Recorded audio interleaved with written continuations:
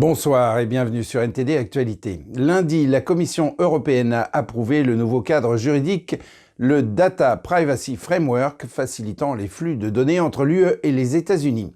Cette décision succède au régime précédent du Privacy Shield et du Safe Harbor, malgré les préoccupations exprimées par certains activistes. La validation par la Commission européenne du cadre juridique du Data Privacy Framework ouvre un nouvel horizon pour les flux de données entre l'Union européenne et les États-Unis. Cet accord intervient après le Privacy Shield et le Safe Harbor, pavant la voie à un transfert de données personnelles plus fluide. Lancé en décembre, après un accord préliminaire en mars, l'Union a estimé que le cadre juridique américain offrait désormais des garanties comparables à celles de l'UE en matière de protection des données. Cela se traduit concrètement par la libre circulation des données de l'UE vers les entreprises américaines, sans nécessité de protection supplémentaire.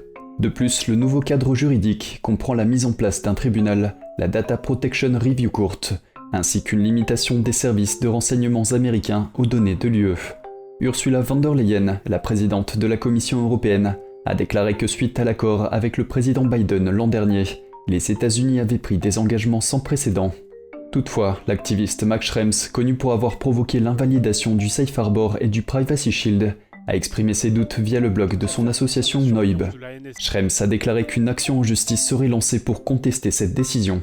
Il estime que le nouveau cadre ressemble trop au Privacy Shield et critique notamment l'interprétation américaine du terme proportionné, différente de celle de la Cour de justice européenne. De plus, il fait remarquer que les États-Unis n'ont pas modifié le Foreign Intelligence Surveillance Act et n'offrent pas de protection suffisante aux non-américains en matière de vie privée. De son côté, le Comité européen de la protection des données avait salué en février les améliorations apportées par le nouveau cadre, mais a aussi exprimé des préoccupations, notamment sur le fonctionnement du mécanisme de recours. Tout comme le Privacy Shield, le Data Privacy Framework devrait avoir une déclinaison suisse, mais cela pourrait prendre plusieurs mois. L'organe de surveillance des agences d'espionnage du Parlement britannique estime que les gouvernements successifs n'ont pas su saisir l'ampleur de la menace posée par la Chine et y répondre. Les députés s'interrogent sur le compromis entre les intérêts économiques et les préoccupations en matière de sécurité. Un nouveau rapport britannique de grande envergure de la Commission du renseignement et de la sécurité de la Chambre des communes critique la réponse du gouvernement à la menace chinoise. Le rapport sur la Chine publié jeudi constate que le Royaume-Uni continue de présenter un intérêt significatif pour la Chine en matière d'espionnage et d'ingérence, plaçant le pays juste en dessous des cibles prioritaires de la Chine.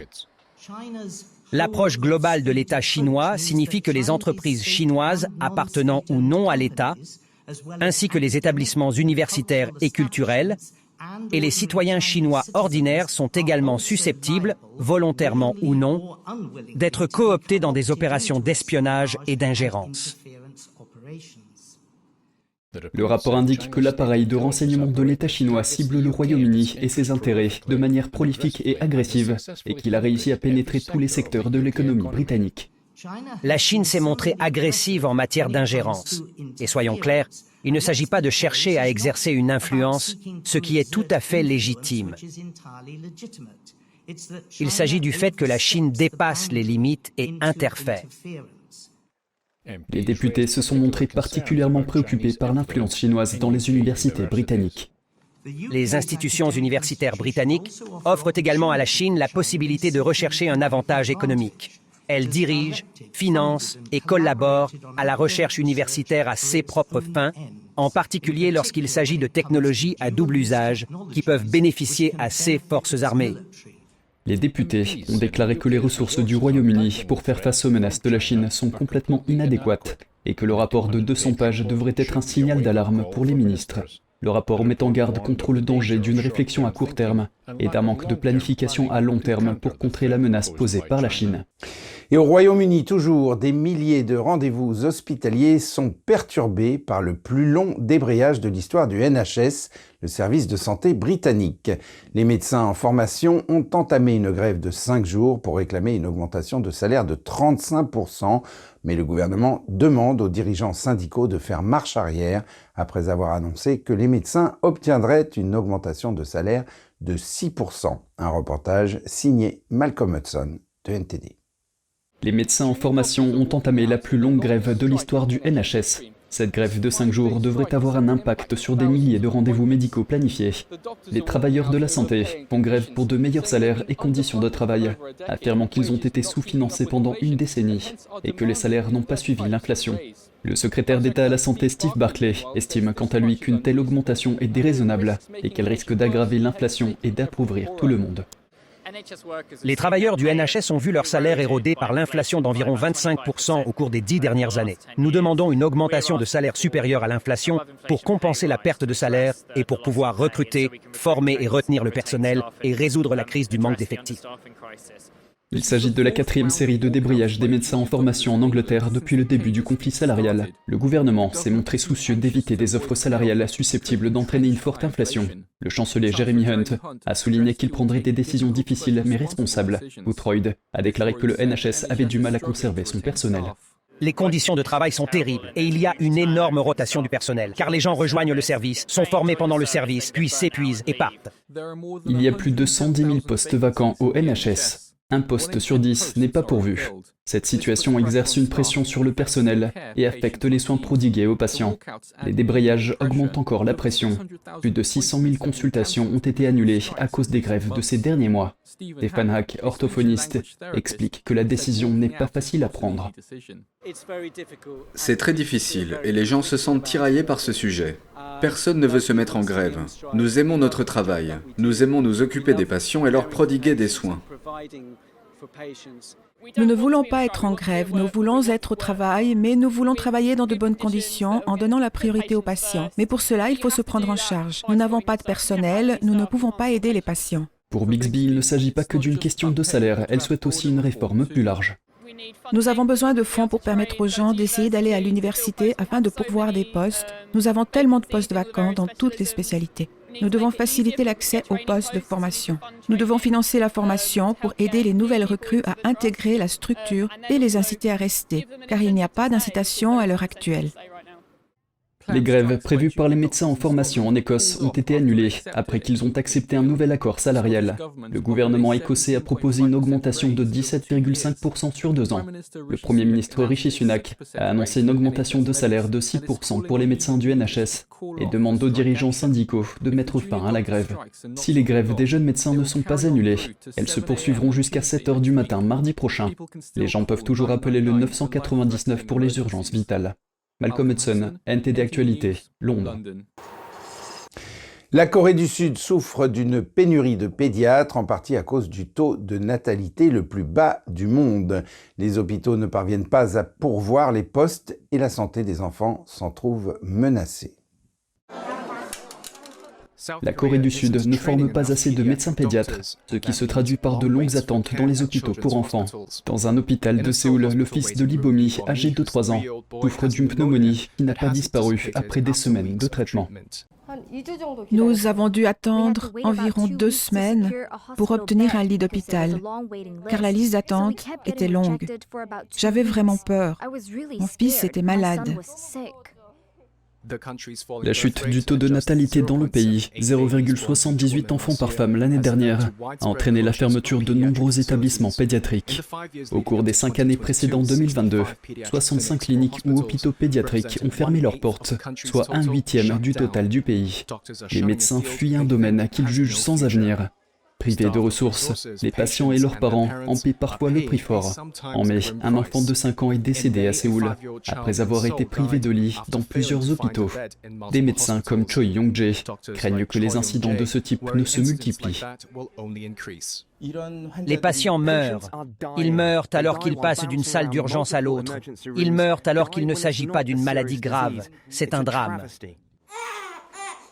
Alors pourquoi les médecins sud-coréens se désintéressent-ils de la pédiatrie? Le problème réside en partie dans les faibles tarifs de son système de santé universel. Lorsqu'il s'agit d'enfants, le système d'assurance sud-coréen s'attend à ce que le nombre de patients soit élevé pour un faible coût, ce qui était logique lorsque le taux de natalité était stable. Mais comme l'explique le Dr Lim Yoon-taek, ce système n'a pas été revu pour refléter la situation actuelle de la Corée du Sud.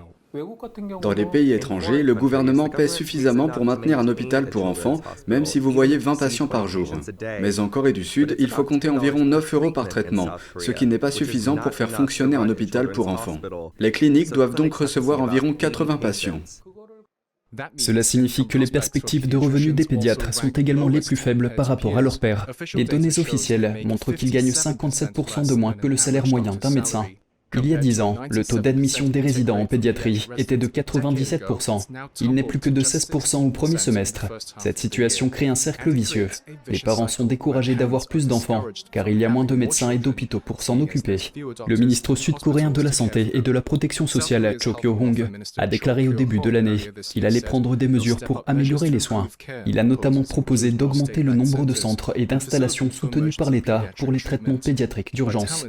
Mais les talents ont déjà quitté le bassin selon l'Association coréenne de pédiatrie. Elle affirme que 90% de ses membres ont fermé leur entreprise ou quitté la pratique. L'association a organisé des séminaires le mois dernier pour aider ses membres à se familiariser avec des domaines mieux rémunérés et environ 600 de ses 3000 membres ont assisté à des conférences sur les procédures de beauté de la peau comme le Botox et les maladies chroniques chez l'adulte. Et parlons maintenant de la répression religieuse en Chine. Les législateurs américains s'intéressent de près à ce qui se passe réellement au sein du régime communiste et à la façon dont l'Occident joue le jeu du régime totalitaire chinois. Sam Wang de NTD nous en dit plus depuis le Capitole. Des législateurs et des chefs religieux ont fait part de leurs témoignages sur la persécution des communautés religieuses par la Chine. Mike Gallagher, président de la commission parlementaire sur le PCC, a déclaré que le dirigeant chinois Xi Jinping, je cite, joue le rôle de Dieu. Dans toutes les églises de la province du Henan, les responsables locaux du PCC ont remplacé les 10 commandements par des citations de Xi Jinping. La phrase « Tu n'auras pas d'autre Dieu avant moi » est devenue un dictat comme protéger résolument contre l'infiltration de l'idéologie occidentale. Le député Mike Gallagher a déclaré que la Chine imposait une répression transnationale contre les États-Unis par le biais de son influence économique. Dans tous les cas, nous avons vu le Parti communiste chinois tirer parti de l'accès à son marché et de son pouvoir économique pour contraindre les entreprises américaines et internationales. Tony Perkins est l'ancien président de la Commission américaine pour les droits de l'homme. Il a déclaré que Washington avait accordé à la Chine le statut de nation la plus favorisée dans l'intention d'améliorer le bilan du régime en matière des droits de l'homme par le biais du commerce. Mais des décennies plus tard, c'est le contraire qui s'est produit. Selon lui, les entreprises américaines sont désormais complices des violations des droits de l'homme commises par la Chine. Les victimes de ces pratiques malhonnêtes sont des chrétiens, des bouddhistes, des musulmans et des adeptes du Falun Gong. La Chine est plus répressive aujourd'hui qu'elle ne l'était il y a 20 ans. Et la raison en est simple, elle peut se permettre de l'être, car les consommateurs américains financent sa répression. Alors comment prévenir de telles malversations commerciales? Je me suis entretenu avec Frédéric Heidevi de la Commission américaine sur la liberté religieuse. Ces entreprises ont évidemment des lobbyistes qui protègent leurs intérêts, en particulier lorsqu'il s'agit des relations avec la Chine. Nous devons nous pencher sur la capacité de ces entreprises à faire pression sur le gouvernement américain pour qu'il n'adopte pas la position ferme qu'il peut adopter. Les chefs religieux présents à la table ronde appellent Washington à prendre des mesures plus énergiques contre le totalitarisme chinois. Et le moyen d'y parvenir est d'établir des réseaux pour maintenir des lignes de communication ouvertes entre les groupes religieux en Chine. En direct du Capitole, Sam Wang, NTD Actualité. Et en Russie, la plupart des marques occidentales ont quitté le pays après le début de la guerre en Ukraine. Mais est-ce vraiment le cas? Un nouveau rapport indique que certaines entreprises sont encore sur place. Lorsque la Russie a envahi l'Ukraine, des centaines d'entreprises d'autres pays ont annoncé leur intention de quitter Moscou, touchant le gouvernement de Vladimir Poutine au portefeuille et entravant son effort de guerre. Mais 1 an et 4 mois après l'invasion, d'autres entreprises continuent de faire des affaires en Russie, selon Jeffrey Sonnenfeld, professeur à Yale. Il s'agit d'entreprises qui ont dit qu'elles allaient partir et qui sont revenues sur leur décision en disant « Oh, c'est trop compliqué ». Elles profitent en temps de guerre et cela contribue malheureusement à alimenter la machine de guerre de Poutine. Son étude révèle qu'aussi de nombreuses entreprises ont tenu leurs engagements en retirant des millions d'euros de la Russie. Certains grands acteurs ne l'ont pas fait, parmi eux Heineken.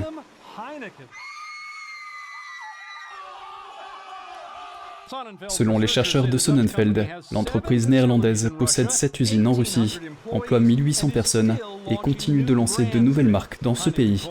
Heineken qualifie la guerre de terrible tragédie humaine et affirme que l'entreprise reste déterminée à partir, mais n'a pas encore obtenu l'approbation des autorités russes pour vendre ses actifs. Également sur la liste, Mondelez, l'entreprise qui fabrique notamment les Oreos, avec 3000 employés et des produits toujours commercialisés sur les marchés russes. L'entreprise est boycottée par certains Européens, même si elle a déclaré le mois dernier dans un communiqué qu'elle réduisait ses activités en Russie. Et ce n'est pas tout. Unilever, qui a qualifié la guerre de brutale et insensée. Philip Morris a déclaré que la situation est complexe. Nestlé s'est engagé l'année dernière à ne vendre que des produits essentiels.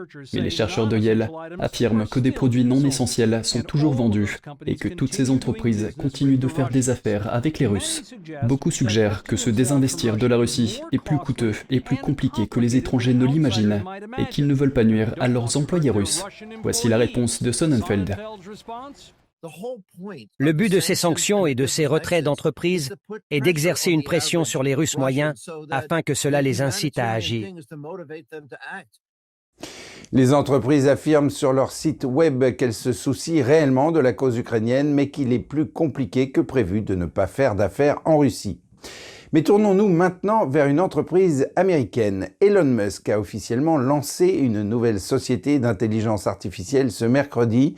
L'entrepreneur milliardaire affirme que son objectif sera de comprendre la véritable nature de l'univers. Jeremy Sandberg de NTD nous en dit plus sur cette start-up.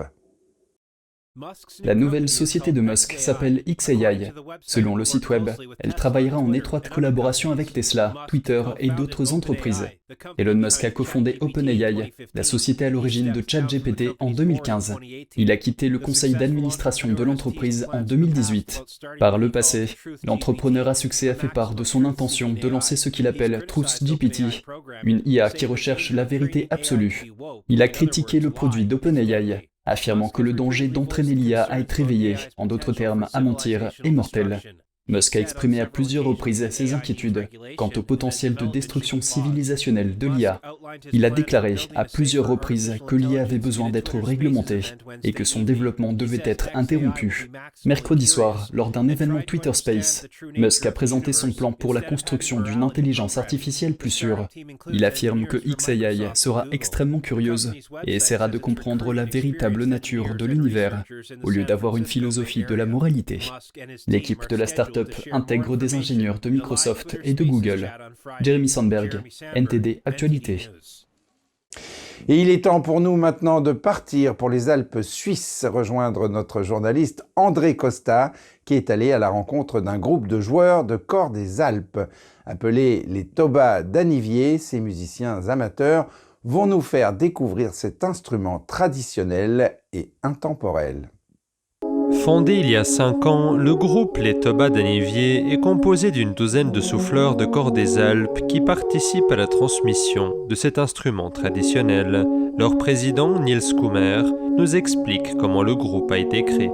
Alors, notre membre fondateur, Roger Teta, et son camarade de cor des Alpes qui jouaient en duo, ont lancé un cours par le biais de l'université populaire. Si les mélodies du cor des Alpes sont bien connues du public, l'origine et l'utilité première de cet instrument sont quelque peu surprenantes.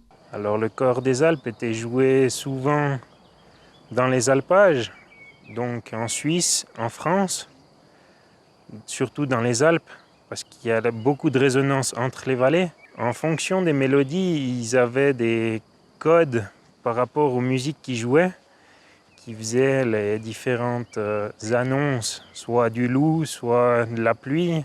Le cor des Alpes est le plus souvent fabriqué à partir de l'épicéa, arbre de la famille des sapins. C'est un instrument qui est fastidieux à fabriquer. Il a besoin de sapins évidemment, mais qui a séché longtemps. Il mesure 3,40 m. C'est un instrument qui existe actuellement en plusieurs morceaux. Auparavant, c'était évidé sur un seul morceau. Maintenant, il existe en 4 parties, c'est le plus fréquent. Quant au son produit par le cor des Alpes, il serait capable de nous transporter dans d'autres mondes. L'expérience la plus impressionnante, la première expérience, a été de jouer au pied du barrage de Moiry. Quand le son nous revient, on a l'impression d'être dans un autre monde.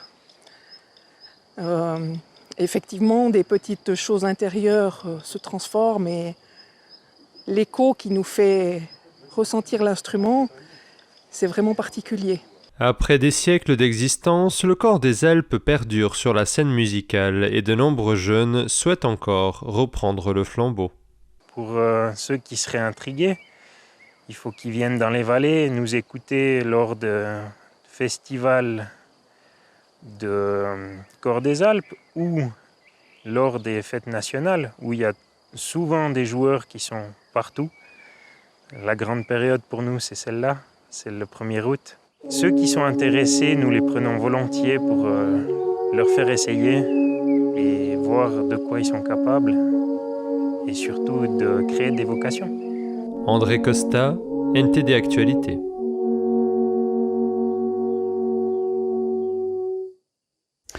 Ainsi s'achève cette édition. Merci de l'avoir suivi. Vous pouvez suivre tous les programmes de NTD sur Ganjing World, la plateforme 100% propre pour apprendre, partager, s'amuser ou être inspiré. Pour cela, il vous suffit de taper www.ganjing.com/fr-fr ou de cliquer sur le lien qui se trouve sous la vidéo. Quant à nous, on se retrouve lundi à 20h pour une nouvelle édition et d'ici là, je vous souhaite à toutes et à tous et au nom de toute l'équipe un excellent week-end et une très bonne soirée sur NTD.